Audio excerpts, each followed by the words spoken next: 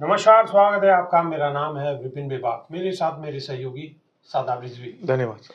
तेलंगाना सरकार ने राज्य में ओबीसी समुदाय के लोगों को 42% आरक्षण देने का ऐलान किया है।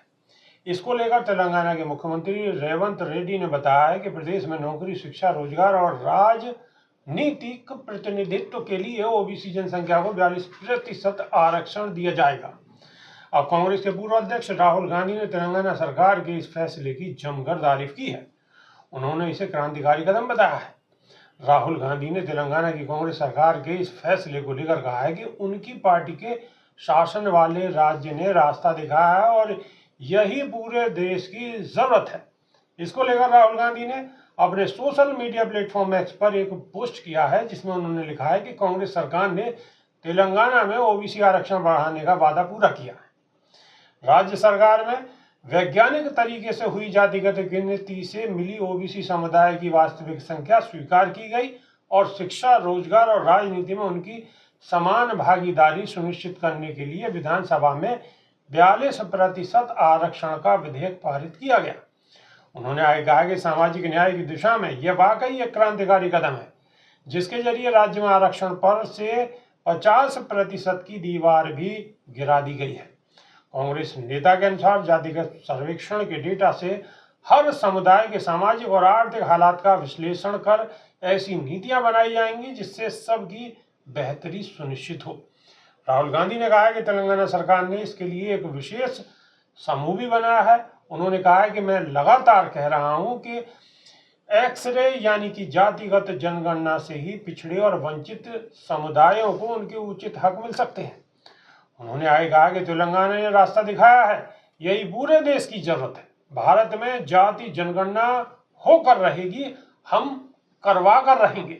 राहुल गांधी का ये बयान और राहुल गांधी की जानकारी के मुताबिक ही ऐसा हुआ होगा कि तेलंगाना में 42% ओबीसी के लिए आरक्षण का प्रावधान किया गया है।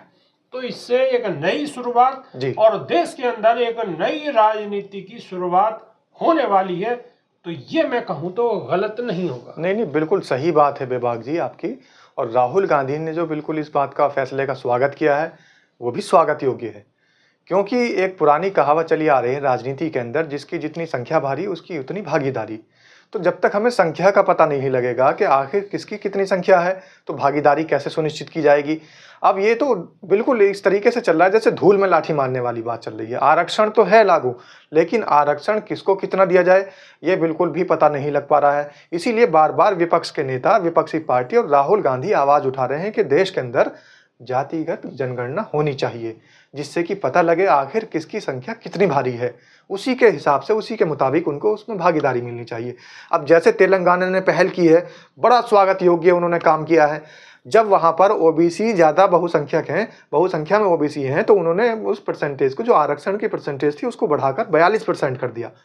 अब इससे क्या होगा, वहाँ के जो लोग होंगे, जो पात्र होंगे, जिनकी जितनी संख्या भारी होगी, उनकी उतनी ही भागीदारी वहां पर सुनिश्चित हो जाएगी।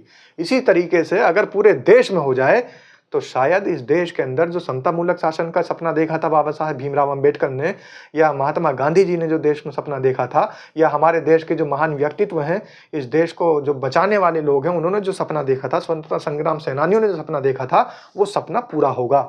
पूरा कैसे होगा?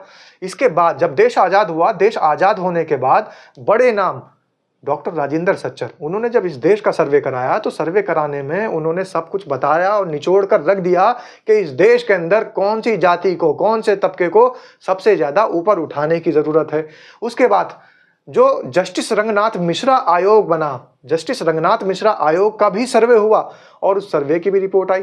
तो जस्टिस रंगनाथ मिश्रा आयोग की भी जो रिपोर्ट आई, उसको भी लागू कराने के लिए ये बहुत ज़रूरी होगा कि आखिर जातिगत जनगणना कराई जाए और उसी के हिसाब से आरक्षण दिया जाए, जैसे कि 42% आरक्षण तेलंगाना ने देकर पहल की है।